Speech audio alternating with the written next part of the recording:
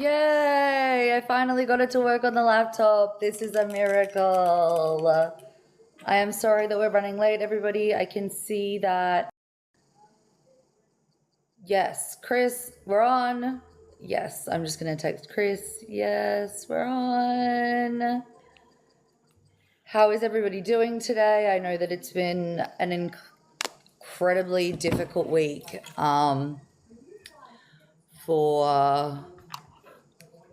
Oh, hey, Chris, how are you? I know it's been a really tough week. Thank you so much, people in Australia. So we do want to keep it a little bit lighter today. But as always, to ask a psychiatrist anything, whatever you're feeling. Thank you for the love. It's been a really, really rough week, and we want to lighten it up a little bit. So questions for a psychiatrist. If people don't want to immediately drop in any questions, we thought we would start by talking about autism and introception. Hey, Pebble. Do you want to start with autism and introception? Yeah, so, we wanted to just start introducing some of these terms that once you kind of can use them and make sense of what they're talking about, it's just that getting to understand your own brain and shifting that idea of what's wrong with me, why can't I do this, across to, well, that's just not the way my brain, works. Because I didn't know what introception was. Yes, and it's really important in both physical health and in emotional well-being. So introception is the capacity to be aware of internal sensations. So that's knowing... Can you repeat that? Introception is the capacity to be aware of your internal sensations. And these sensations, they might be the physical ones. They could be the basic, like hunger, thirst, do you need to go to the toilet? These things can be different in neurodivergent people, and for some people, they do not feel hunger, thirst. They do not know when they need to go to the toilet. Until you're like starving and you're like, oh my God, I haven't eaten all day. This is so weird. Yes, that's one of the things. Often you have the capacity to be aware, but it doesn't actually come into until it's right at an extreme and you immediately need to act on it. So then we've got all the sensations that tell us whether things are working or whether there's problems. So pain, abdominal discomfort. People with autism can have either decreased or increased sensations related to any of those experiences. If any, and can have a combination of both. So you might have increased sensitivity to your heart rate and decreased sensitivity to pain in your stomach. I have decreased, like some things I find very painful, others I do not notice at all. I am constantly injuring myself, bruising myself. I've burnt myself again twice today, Dawn. Oh gosh. I tried to cook. I cooked bacon. The fires. The bacon, any of those things that have the oil splashing up, they're one of my, challenges as well. But, these are one of the big areas where, so just to get back to the other big area of introception is how do we know what emotions we're having? We actually, emotions are where we have what's called a felt sense. We have an experience somewhere in our body, and then our brain reads that and attaches a label to it. So if I'm feeling angry, people have got very different ways to describe it, but as soon as I say I'm feeling angry, I've got an internal sensory change, that is my felt sense related to that. Thank you, everybody. Chris if you're not Purple. experiencing it, then it gets really hard to know what you're feeling and to then be able to let other people know what you're feeling or act on those emotions. And what is the comparative being unaware of your physical sensations? What's the comparative? We've got introception, not being aware of the internal... Or having differences in the awareness. So introception is just the awareness, and it can either be increased or decreased, and and this is one that, part of what we're wanting to do here is bring in that kindness to yourself, understanding how your brain works, and we're constantly working on understanding our brains, because once you kind of know this is one of the areas where I know personally there's so much kind of shame and judgment about overreacting to things or underreacting. I hate being told I am overreacting. Oh gosh. Nothing does my head in more than being told I'm being dramatic or I'm overreacting. Yeah. And, once you actually kind of have a look and go, well, this is the way my body experiences pain. It's not something that you're doing for attention or anything like that. It actually needs to be treated with compassion and awareness. Can we skip across and jump to neurodiverse people being called lazy? Oh, my goodness. Look, this is a bugbear for me across the board. Anyone with mental health issues being called lazy. Because it just, my favourite one at the moment is anytime somebody calls somebody else lazy, I'm just immediately, you don't know what's going on for them. You cannot know what's going on. Because, if we think about the state of being lazy, most people who are actually being lazy, they're happy with that. They're chilling. They're chilling. Some, people I know who would be very comfortable talking about how lazy they are, they develop all kind of hacks so that they can do things more easily, and they just get on with things. When we're talking about not being able to do something and finding that really distressing, looking around your house and looking at all the jobs that need to be done and not being able to do them and being intensely distressed about that has got nothing to do with laziness. That's about executive dysfunction, it's about burnout, it's about energy levels. Do you want to explain what executive dysfunction is? Because that is a term that gets thrown around a lot. Yeah. But I don't think that it's clear what executive dysfunction really is. Look, it's not any one thing. It's a multiple different activities, mainly relating to the activity of our frontal lobes. And the frontal lobes, the computer keeps disappearing. Oh, it won't go. It's just going quiet because of this. The frontal lobe is the area that we humans have that's not as developed in other animals, and this is the area that allows us. It's where working memory is. That's right around here. The right frontal up the lobe. front there.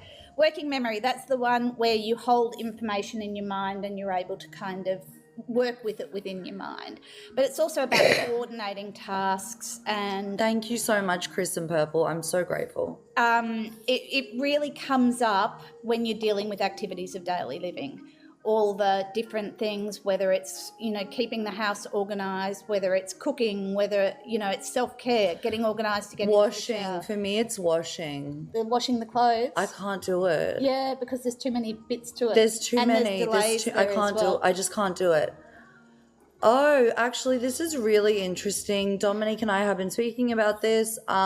What a psychiatrist thinks about coercive control issues and possible law. So this is actually a great combo because we've got psychiatrist and lawyer. Yes. So do you want to talk about coercive control? Yes. Look, at least it's now being labelled.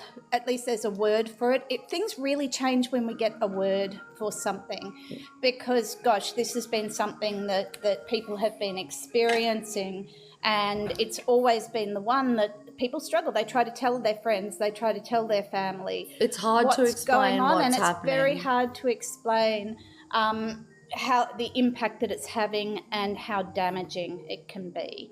And because it's not generally physical, it's nearly always being done from a mental manipulation perspective. Psychologically. Usually I would say it's done a lot these days through phones, through technology, so limiting people's who they can talk to, who they can't talk to. Can they have Instagram? Can they not have Instagram? I'm just going to give my personal opinion that if you are dating someone that tells you you cannot have social media, you cannot talk to a person, you cannot do X, Y, or Z, your partner should not be, this is my personal opinion only, your partner should not be dictating your behavior and your life.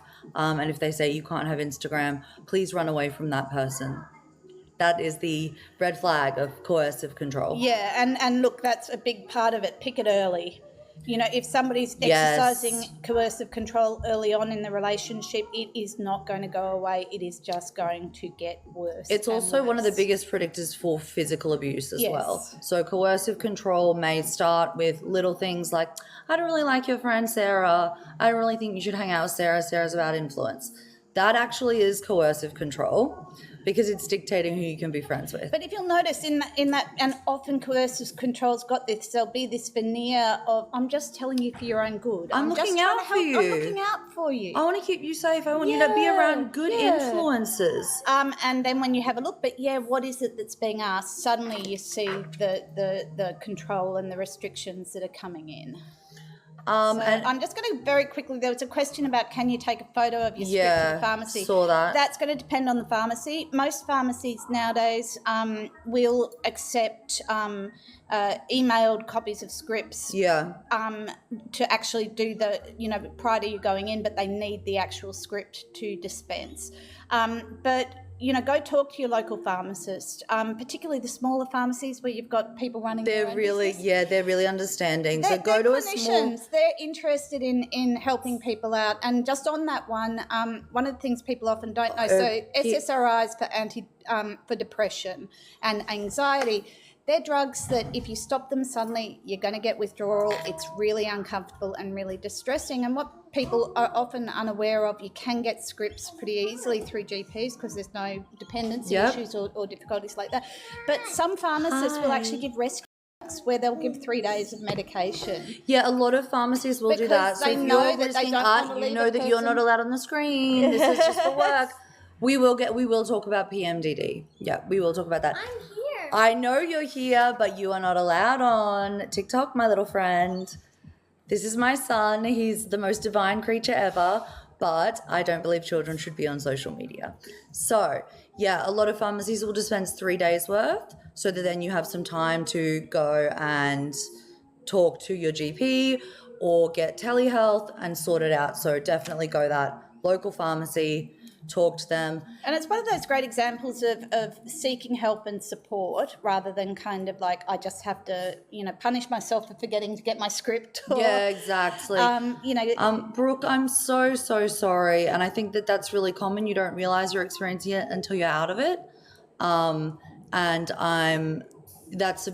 That's textbook for isolating someone and exactly never walk, ski, run from that person. Now, Dom, do you want to explain what PMDD is? Premenstrual dysphoria.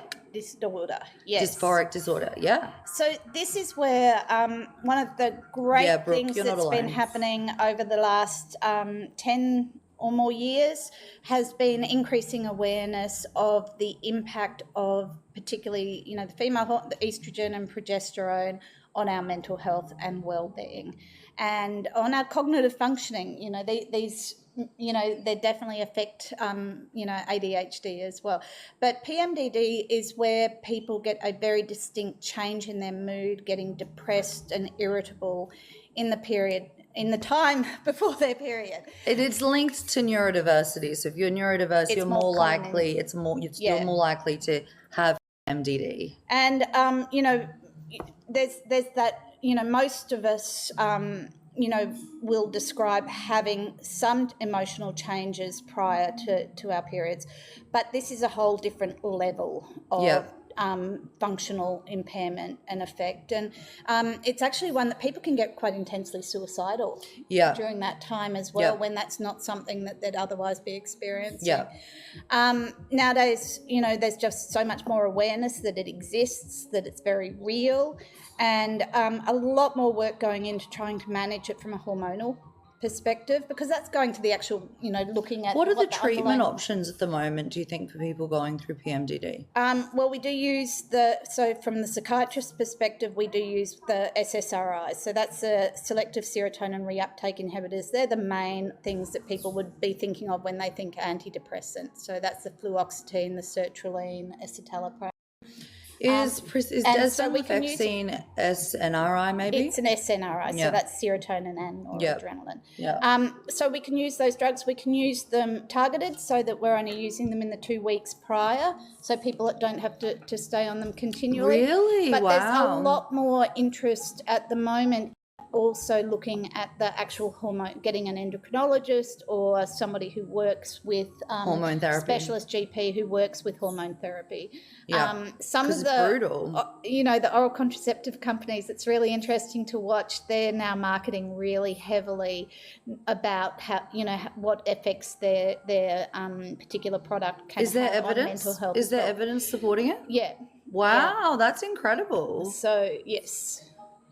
Guys, thank you so much for all of the support. Chris, the work you do is amazing. Purple, thank you so much. If everyone can like and share the live, that'd be great, so we can push it out to more and more people. amazing. If anyone has any more specific questions, please drop them in the comments. Otherwise, I think we will start with a quick chat about the initial red flags of coercive control. Dom, do you want to talk about initial red flags? I'll let you go for that one. Oh, initial red flags of coercive control, I would say. So the laws have been passed in Queensland that coercive control is illegal. Alienation from friends and family by saying, I don't like Sarah. Sarah's not a good influence on you. I wouldn't hang out with Sarah. You don't need Instagram. Why do you need Instagram? You don't need to post a bikini photo. Why are you posting a bikini photo? You don't need to text them. Why are you texting them? If someone is constantly questioning your reality, run. Red flags, run. And questioning your behaviour, Yeah. I just heard as you're talking about it's that why. Why are you doing that? Why are you doing that? And that's not interested or curious. That's not wondering about your motivation. That's about control. We have had many dyslexic people wonder that, are we psychics? We are not psychics, no, if only. Brooke, that's what my ex did all the time. He made me share an Instagram account with him. That's not healthy. Now, remember, I'm not the psychiatrist. This is my personal opinion. I am a lawyer. But I will tell you, Brooke, as your friend, that's not healthy. You deserve your own social media, your own personal space. You do not need to be held accountable to a man. You should stand on your own. I'm so glad you have run from that man, and now you know what to look out for. Anything like that. And being really kind with your recovery when you Yes. do it. So, people who are in coercive control relationships or any relationships with domestic violence of any kind, they're constantly in hyper alert. Yes. People use the term walking on eggshells. Well, it's got to it where yes, walking on eggshells is actually your nervous system, your sympathetic nervous system is constantly in alert. Our system is not designed to work that way. It's designed to stay at baseline and only go into alert, if there's a predator in the environment, not to have that, constantly in our homes. If someone tells you you have to have your location on all the time, run. That is stalking. That is not a partner. Please run from that person. If you choose to share your location with people like I do, I choose to share my location with all of my family members so they know that I'm safe. That's very different. If you're in a romantic relationship and your romantic partner says, I need you to share your location with me so I can see where you are all the time, run. That's coercive control. That is abuse. That is unacceptable. I'm saying this as my personal opinion. And Brooke, I'm so proud of you. You can talk more about recovery and being gentle. If you've experienced an abusive relationship, coercive control is abuse. What would you tell women who've been through this or men who've been through this about healing? So you're absolutely, you want to be kind and gentle with yourself. You're wanting to I'll be 1 acknowledge second, guys. the intensity of the impact that it has on your sense of self and your sense of your reality, because it's the techniques that are used can really make you doubt yourself. But believe your body. One of the things that, understanding, your body's going to be telling you, even when somebody's trying to present as, that it's not being controlling. But when you get out, absolutely kind of like, this is a safe space for male victims. It's absolutely, it's a safe space for all victims. And just because you're a male, it doesn't make you any less of a victim. Yeah. Absolutely. Keep going, Dom. So it's about the mental side of things. It's also about the physical side of things, about letting your nervous system reset. It's going to take it some time. It might actually need, mechanisms to try and help move the physical charge out of your muscles and all of the parts of your body that have been holding that tension for that long. Different techniques for different people. For some people it might be running. For some people it might be boxing. Anything, dance. Dance is music. Just coming through at the moment as really good evidence about how powerful it is in its antidepressant and trauma healing effect, because it's it's moving your whole body. It's moving to music. That might not be available for when they're very first kind of in recovery. But, listening to what it is that your body's wanting or needing to do. I think the physical tips are really, really good. It immediately brings you into the reality that you're actually in. I personally hate running. I couldn't think of anything worse. No, but walking, not for me. I Yep. love. Yeah. Being outdoors, anywhere that you can be outdoors and connect with nature is incredibly, incredibly healing. Reset that nervous system, walk barefoot, have those feet on the grass, ground yourself. And label what's going on, acknowledging that, of course, your nervous system, it's been sitting there trying to protect you through all that time, and now it's going to need some TLC to be able to kind of stand down and recover. So not seeing what's going on as being broken or disordered, it's actually your nervous system doing exactly what nervous systems do, which is take that time to reset back into, kind of break that cycle within the fight flight. Yeah, just be kind to yourself. You're not broken. Be gentle with yourself. And yeah, I think labeling it, even though the word label has become a little bit toxic, how do I repay my nervous system for all the times it saved me? Keep listening to it. Keep listening to it. Yeah, keep listening to your nervous system. That's the biggest thing. I've got a book that I can. I love my books. It's definitely part of my Dominique is the best read woman I've ever met. Best read human I've ever met. Okay, so this is Wild Creature Mind by Steve Biddulph. It came out this year. I'll just kind of comment with any of the books that I recommend or any of the resources I recommend. This isn't some kind of commercial thing or anything that we're Dominique and I don't get paid to do this No. at all. We don't get paid. We do this because we're so passionate about improving mental health and spreading awareness about neurodiversity and how to be kind to your own brain. That's why we're called Neurokind. So yeah, we don't make money from this. Dominique's suggesting a book because she loves it, not making money. And I'm always on the lookout for those. There's some awesome, people out there at the moment really trying to contribute to helping with mental health. It's really hard to get the individual treatment. There's a lot of access issues. That's partially what we're doing here, is hopefully starting to kind of share what I've learned, with, in my experience. But going back, so Steve Biddulph's book, looking at Wild Creature Actually, Mind. for anyone who's a new viewer who hasn't seen us before, this is Dr. Dom. Dr. Dom has been a psychiatrist for over 20 years. She is also an autistic woman. I'm a lawyer. I am also an autistic woman with a little splash of ADHD. So we have serious clinical and both lived experience. So just a little intro if you're just meeting us for the first time. So what the book I've just holding up, Wild Creature's Mind, it's actually talking very much about how disconnected we have gotten from the information that our body tries to give us. There's lots of reasons for that. It's been happening over the last 2,000 years probably, but we are now so aware of, our bodies are incredibly good at telling us what's going on around us, what danger there is. And but we've become a little bit preoccupied with, thinking much more about the thinking part of our mind and relying on what that's telling us. And, we need both parts of those. It's actually right part of the brain, is where that kind of intuitive felt sense is coming from, that connection with the information that your body's trying to give you. Neurospicy, yes, we are both neurospicy. Yeah. I'm the AU ADHD. Dom, you think pure autistic? Oh, look, I think there's definitely a splash of the attentional side of things. There's a splash as well.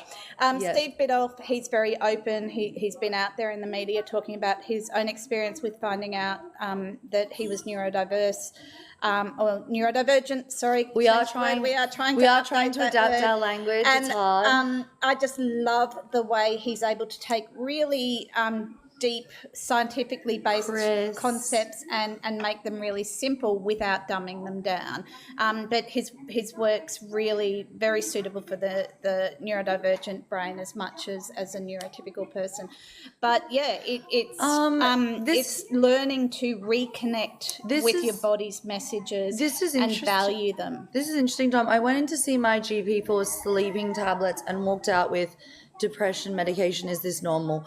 I'm going to assume that you probably walked out with something like mirtazapine, which is an antidepressant but has a sedative agent to it. We can't give any personal medical advice. So we can't give any personal medical advice. If you want sleeping tablets, I'm suspecting they're things like, we actually can't even say some of the words. I can talk a bit of to this one. So sleep is it's an end stage symptom. So what we're talking about there is when somebody comes in and says my sleep's disturbed, a good GP is going to be looking at all of the different reasons why a person could be having disturbed sleep at that time. And, underlying depression's a really big one that can cause sleep disturbance. But the other thing, let's just talk about the medications we use, because they get called different names like antidepressants or antipsychotics according to what the drug companies developed them for and what they got marketed in to start off with. The reality is once we get these medications and we look at how they're working, we are going to often be using them for very different things to just the very, antidepressants get used for trauma, they get used for anxiety, they get used for eating disorders. There's so many different areas. And weight gain is a big one. Yes. That's why I'm trying to stop taking it now. Certain of the antidepressants that we use, mirtazipine's one, agomelatин's another, actually have a really good impact on sleep. And part of the thing is not sleeping is actually puts you at risk of mental health complications as well. So I know, one of my colleagues once said maybe we should just call all these drugs psychoactive substances and stop labelling them for specific conditions, but I don't think that would be very – that kind of sounds even scarier. I don't know. Do you think we can do you want to finish this point and then get into questions from Monique? So just when a drug's called an antidepressant or an antipsychotic, that is not the only reason we use it for. Always just check with whoever's prescribing and ask kind of like, okay, why are you giving me this medication? How's it going to be working? They'll be, if they're good, they're going to be happy to explain it. So Monique, I'm a mummy of 4. That you're incredible, Monique. You're a superhero. How amazing. And kids have active in them, so ADHD, I'm assuming, feel overwhelmed all the time. Any tips? Toxic, we'll get to you next. Dom, what would you say for when we're dealing with motherhood? Dominique and I are both mothers. Yes. We've both been going through this ourselves. And look, I really feel for you, and you're awesome, and anything that you're doing is incredible.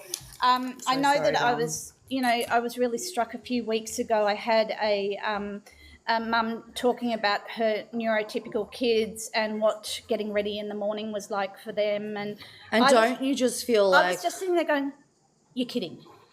Is it that easy? Like what? They do what you say. They do what you say.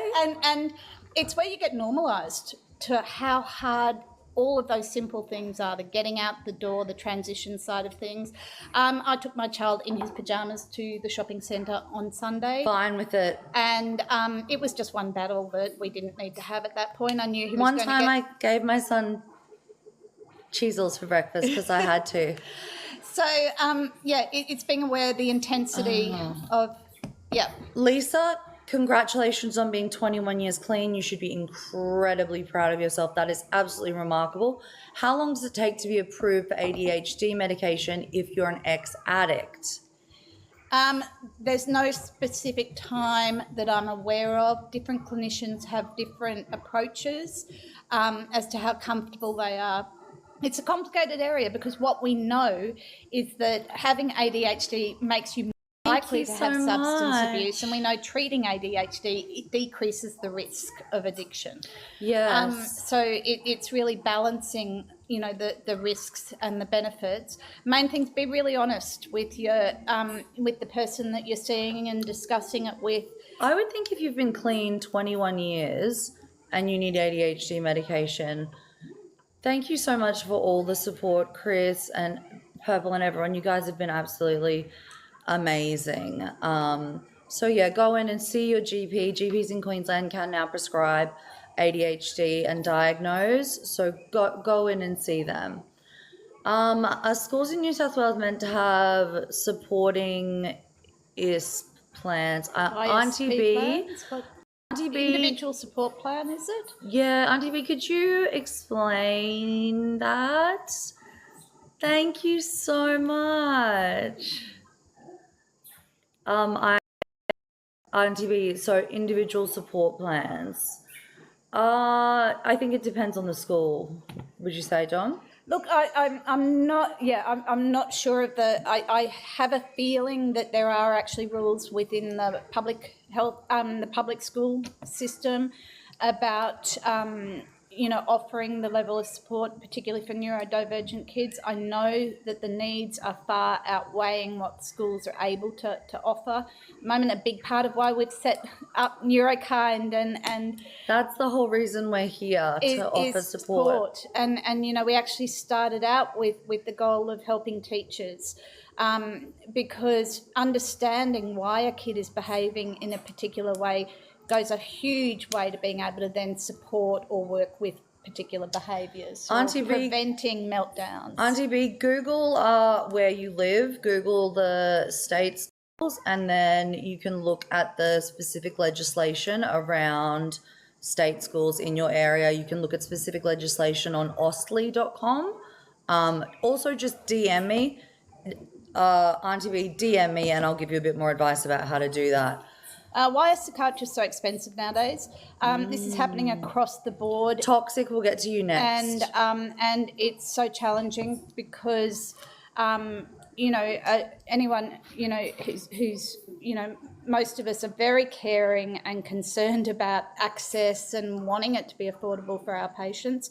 Medicare did not keep up with the cost rising, and, there was a Medicare freeze for a long time where the benefits that come back from Medicare were not increasing, and they're still well beyond what is available for a lot of the specialists who've got interventions like surgeons or gastroenterologists. The costs of rooms, the costs of the spaces that we use have just gone up exponentially. Retail rent. It is a lot. All of the cost of registration, insurance, all of those things. And, I know some of my colleagues have said that a bulk billing psychiatrist probably wouldn't actually be able to cover their costs. Yep. And that's a really big problem for the system. My psychiatrist bulk bills, I don't know how she affords it. Yeah, it's I am able to bulk bill at the moment under particular circumstances. High five.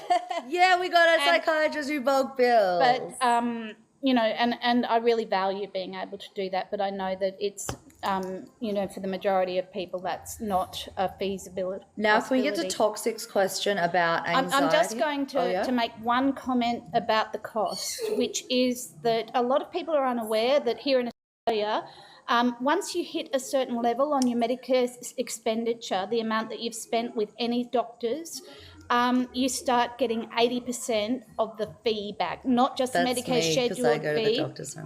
You start getting it back, 80% of what you're paying. So it's still not an okay system, and that's not ideal, but at least, there is that awareness that once you hit a certain level, it's going to be a lot cheaper for the rest of the year. Yeah. Okay, so Toxic, you had a question about anxiety, and then you were wondering if it's illness and health anxiety. So do you want to drop, Toxic, if you're still on here, do you want to drop the exact question again? And first we'll start with Dr. Dom defining what the NDIS hasn't helped schools with neuro kids. Yeah, the gutting of the NDIS has been absolutely brutal. I've watched it from the first hand, and it's been absolutely heartbreaking. And we lost a lot of services when the NDIS came in, and then now the NDIS is being pulled out. So I have anxiety in general. So what's the chance I also have illness and health anxiety? Yeah, look, the health anxiety and generalized anxiety very much kind of, play a dance together, because as you're got increased anxiety, your system's scanning a lot more, looking for, because part of, where anxiety becomes disordered is when your amygdala is firing and telling you that it's danger when there actually isn't any, it's a false alarm. But what will happen is your system starts scanning. Okay, my amygdala is saying it's dangerous. Where's the danger? Where's the problem? Now, the amygdala firing also sets your body into a fight-flight where your heart rate's racing, your breath gets shallow, your gut actually shuts down, so you're going to get nausea and sometimes abdominal discomfort associated with that. It's easy to kind of latch on to, okay, that must be the problem. My heart I have a rate's up. heart rate. I can't breathe. I have asthma. And it's very easy then. The left side of our brain loves attaching a story to the anxiety. We actually feel better. If you've got anxiety and you don't know what's causing it, that's the most distressing, actually, that's the most uncomfortable state. Whereas even if once your brain puts a story on it, it actually gets more comfortable. But if that story is not correct, then it starts to create bigger problems. So let's talk about some of the techniques that we use to decrease anxiety. Dr. Dom and I have spoken about this a lot. We will continue to, because people keep asking questions about it. My biggest one, if my anxiety is right up here and I'm going to be panic attack level, is ice. Damien will discuss you next.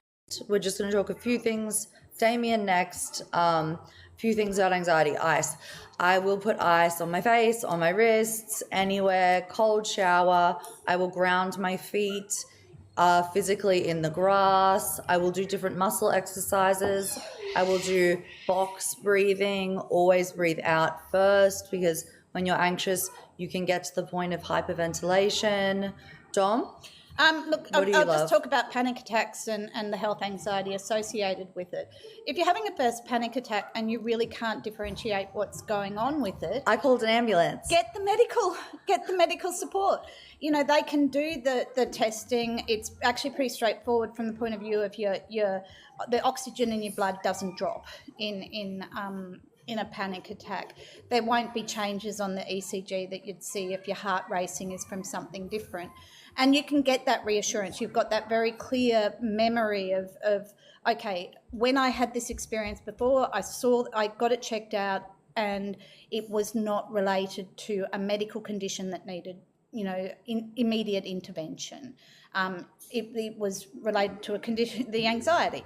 And then you can actually start to, the more that you kind of bring in a mindful awareness of, oh gosh, I'm not going to panic attacks are intensely uncomfortable. They're the worst thing in the world. And just to be clear, once you're actually in a full panic attack, the brain turns off the thinking part of your brain. It's meant to be that you don't think while you're running away from the lion or the saber-toothed. You don't want to stop and think about it. You just want to be running automatically. But it does not help when you're in a panic attack to have that part of your brain turned off. But you'll start to notice you have a panic attack signature. Do you know it's the same every time? Yes. There's a few different variations, but yeah, generally it's that I feel like I can't breathe. Demez, I will absolutely get to you next, because I've been through this. I know how difficult it can be, and we can talk about that too. But toxic, if the anxiety is starting to creep in, first I do this to prove that I can breathe and that I'm processing air through my lungs. I hold my hand up and go, oh yeah, I am breathing. I'm processing air. Then I add ice to wrists, ears, face to send my nervous system in a different direction, ground my feet in the grass, and then practice box breathing. Very, very effective. If you're in full panic, it needs to be physical. It needs to be physical actions. And that bringing in that self-care and then giving the feedback's coming back up the vagus nerve, up to the part of the brain that needs to hear that you're not actually in danger. And be kind with yourself. Please be kind with yourself. So I'm just aware we've got lots, and thank you very much for all the questions that are coming out at the moment.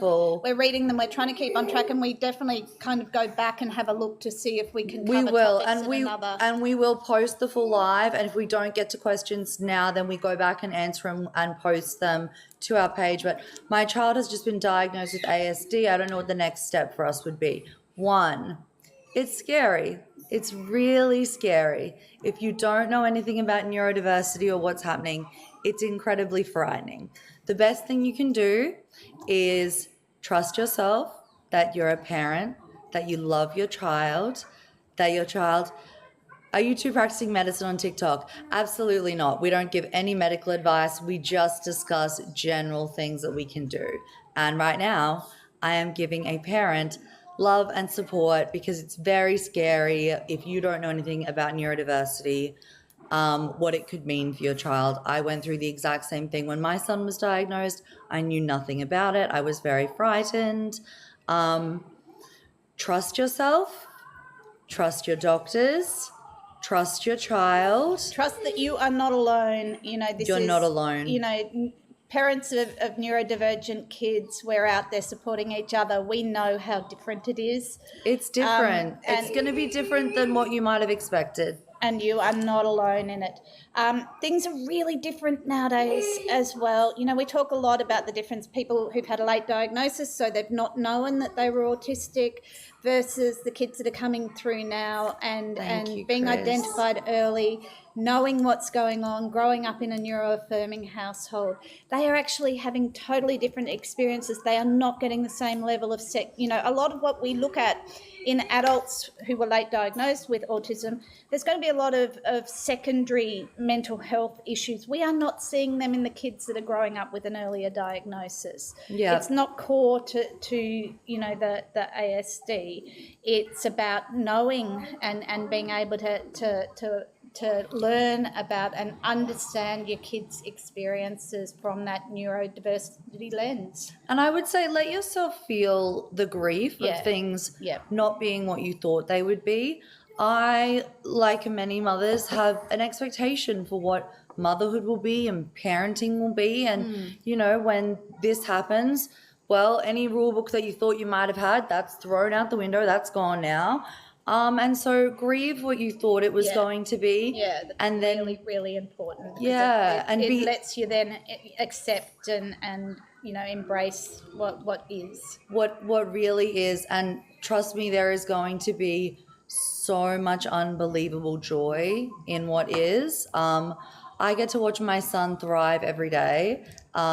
He's autistic. He's incredible. He's gorgeous. He's absolutely gorgeous. He's just the divine. Enthusiasm, when you see an autistic kid, who's getting their, something that's one of really kind of, setting their brain on fire. It's their whole body, that enthusiasm and joy that they're experiencing is just amazing. It's going to be different from what you expected. It's going to be equally brilliant.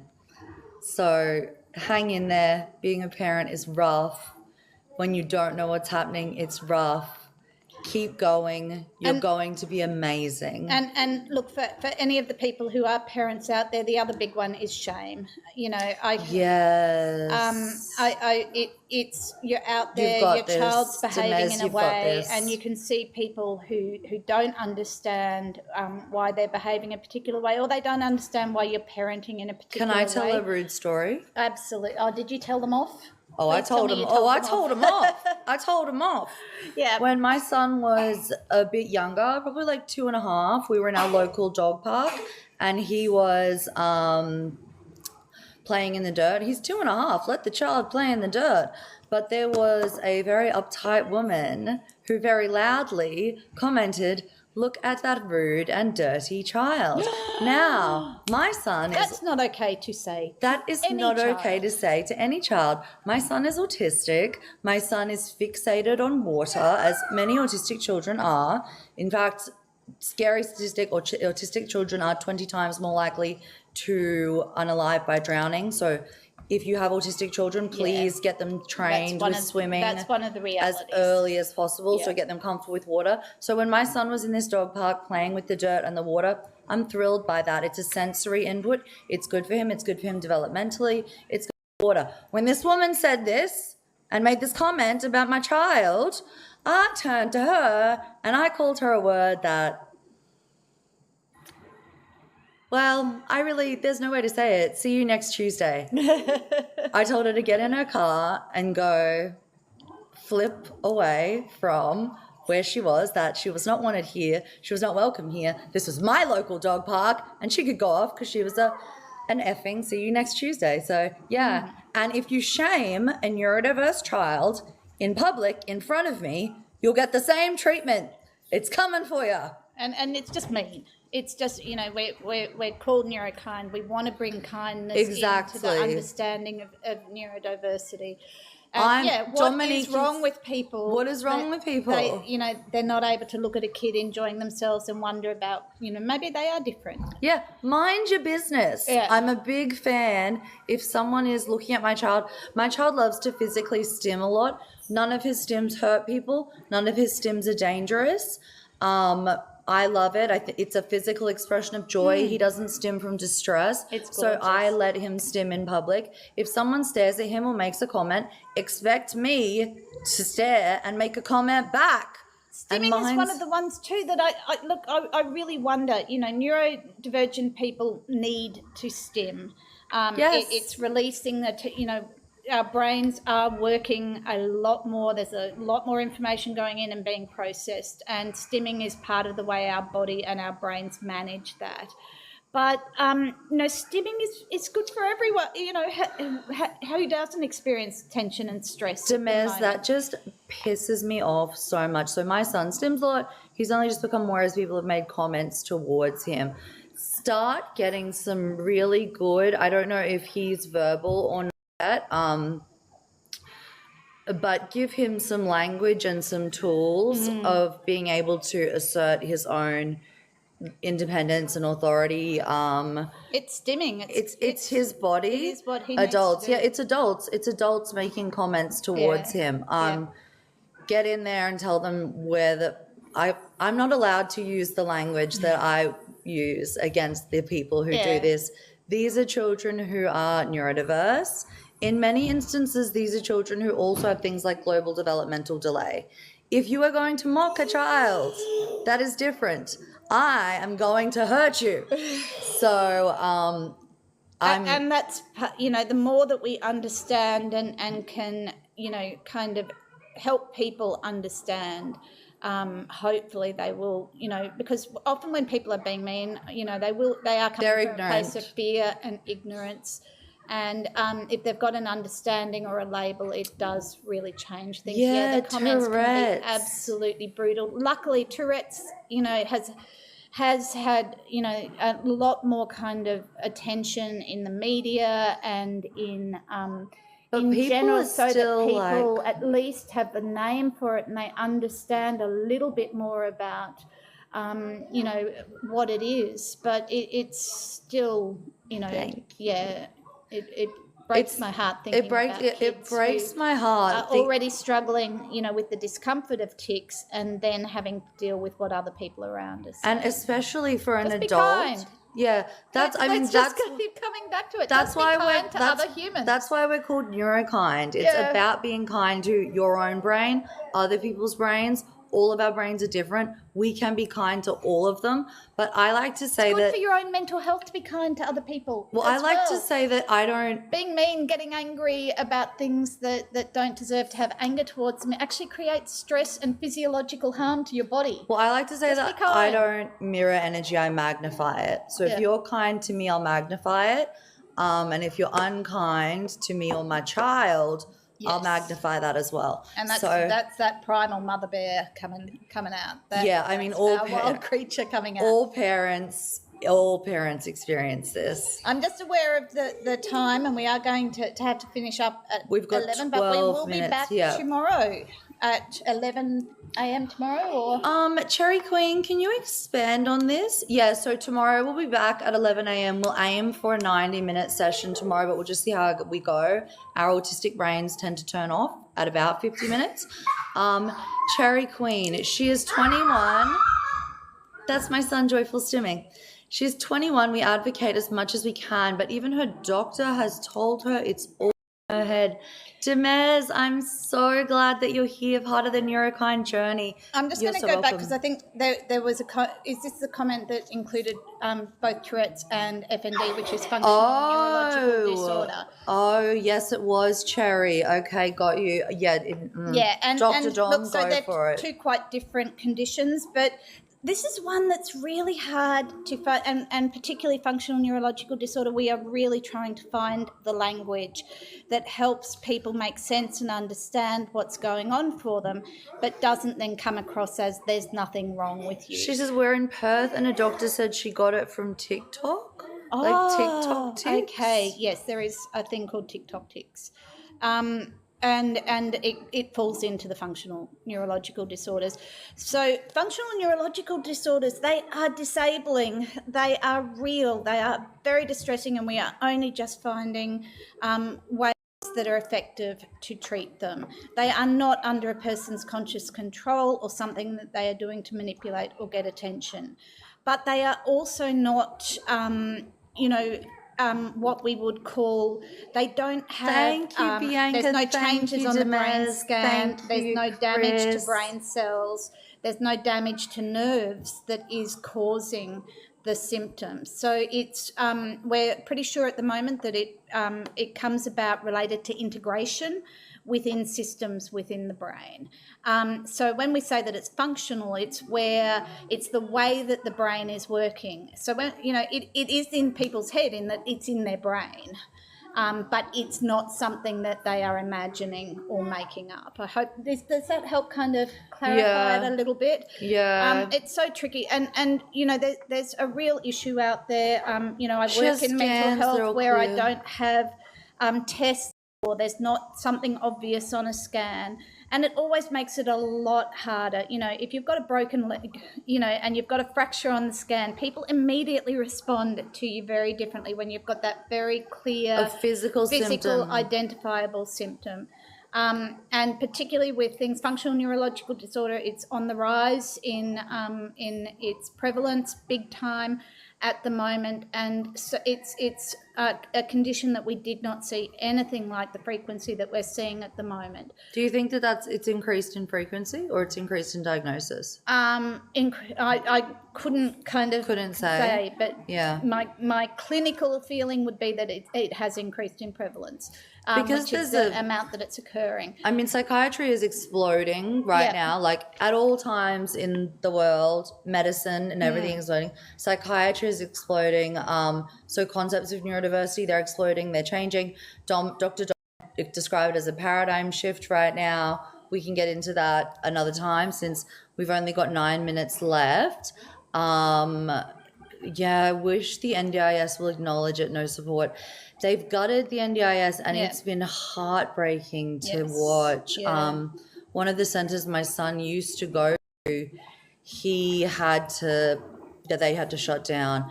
And it was a huge loss. It was an amazing service.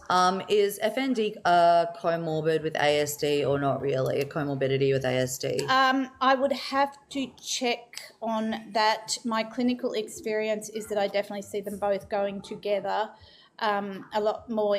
I definitely see it more in people with neurodivergence, but then I'm also seeing a lot of people with neurodivergence.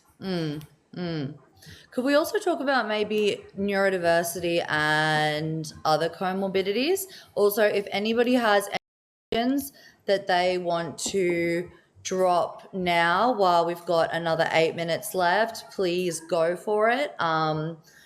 We're here to answer your questions, but I did think it would be interesting to touch on neurodiversity. If you've just been diagnosed with a serious illness like cancer, that's probably why you're feeling very, very anxious. Absolutely. And I'm so deeply sorry to hear that and sending you a lot of love. A lot of love. Yes, and best. What's the difference? This is a great question, Florence. What is the difference between ADHD and autism? Okay. Let's do it. Yeah, they are both neurodevelopmental conditions.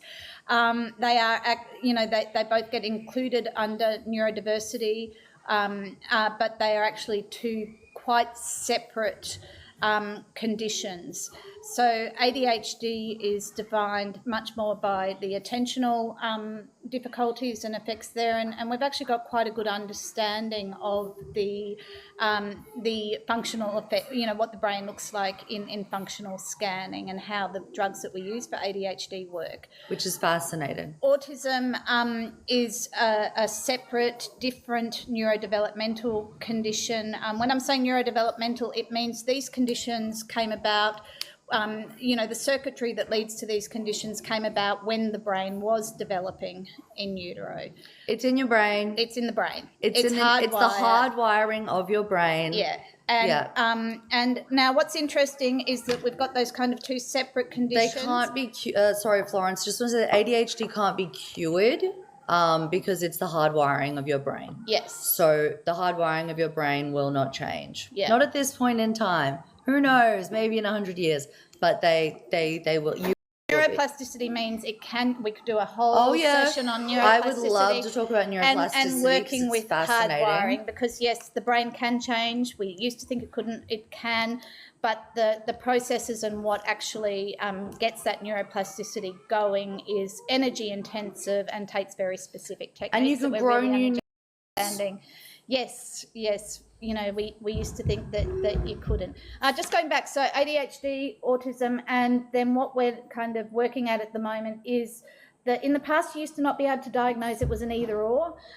Now, clearly we get a lot of people who have symptoms that meet the criteria as both, and I was at a workshop last year that was talking about the idea that there might actually be a third phenotype, which is the fly? Oh, where are the flies? 5 more minutes, baby. A third phenotype, which is what we use to describe where the way that genetics are affecting a condition, how it presents, and that might actually be, so we have autism, ADHD. That's me. And ADHD might actually be three separate conditions. Bianca, is it worth considering diagnosis as an adult if you believe you're undiagnosed and have young kids? Absolutely. Yes. It doesn't matter how old you are. If you've got this feeling, I might be neurospicy, get that diagnosis. Your whole life will begin to make a lot more sense. You will just, it's like a weight is lifted off you. Yes. It has been so liberating. Yes. And it means that you can actually start to accept the way your brain works. Once you can accept it, then you can modify it. I was reading something this morning that says, yes, doing daily tasks does take significantly more mental effort for somebody with autism. I can absolutely. But the other thing that autism gives you is the capacity to develop really good hacks and systems to deal with that once you know what's causing it. When you're sitting there going, it shouldn't be this hard, what's wrong with me, you can't actually work with it. Once you go, yeah, my brain actually does find it this difficult, then you can start actually and you can drop the shame as well. Absolutely. Like, no, my brain actually really is struggling with this. Drop the shame. Bianca, also I would just note... to finish and I will just say, though, that the big areas where we see women coming in for assessment and diagnosis is when their child is young, when they find themselves at home with a small child and really needing that executive functioning, and then again in menopause. And Bianca, we will say that that's the most common time, and that there is a very clear genetic link between neurodiversity amongst families. So if you've got a lot of kids that are all neurodiverse, if you've got an uncle, you've got a parent, I have a surprise for you. And look, when we're talking about neurodiversity, at the moment, we're using the language neurodiversity to look at a group of people whose brains work differently. Within that group of neurodiversity, we have specific conditions that at the moment are seen as being disorders, the ASD, autistic spectrum disorder, ADHD. But, there's a lot of people out there who are realising, particularly when a family member is diagnosed, gosh, I've got a lot of these traits. And it may be that you meet a diagnosis, but it may also be that you fit into that neurodiversity, framework. Excuse me. No, okay, now I am just, is that for today? Thank you very much. I'm the lawyer. Hi. Yes. Can you do 1 more minute and 30 seconds, Dom? Okay. Just to get over the hour? Yep. I'm the lawyer. Oh, that's right. We started a few minutes late, didn't we? And I'm the psychiatrist. I've realised. I'm so sorry, guys. I put the wrong image up because I am an idiot. So it's pointing at. Oh no, it's not. 20th. Dr. Dom, psychiatrist. Yep. Hey. Hannah, lawyer. I'm the lawyer. I'm the psychiatrist. Dr. Dom is the psychiatrist.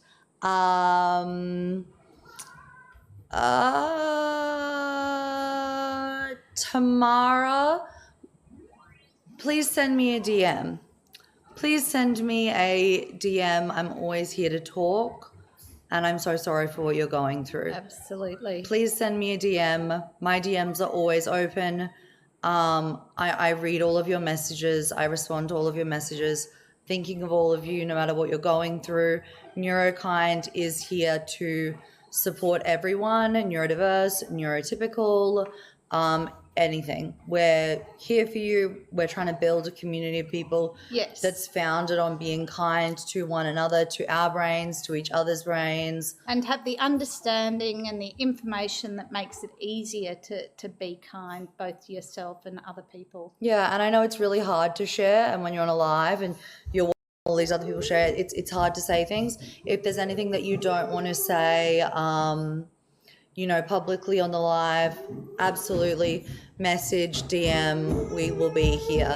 For now, you can hear my son running around wildly, so we are going to jump off. But I hope that if you've connected with anyone else in the comments, that you guys give each other a follow as well. Thank you. So that the Neurokind community can build and support one another. And we're just so grateful that you were here with us. The difference in whether it's a mental health condition, whether it's neurodiversity, of not feeling alone. Chris, you're an absolute knowing hero. Other people, Thank you. Go through similar things. It's really supporting and comforting. Yep, absolutely.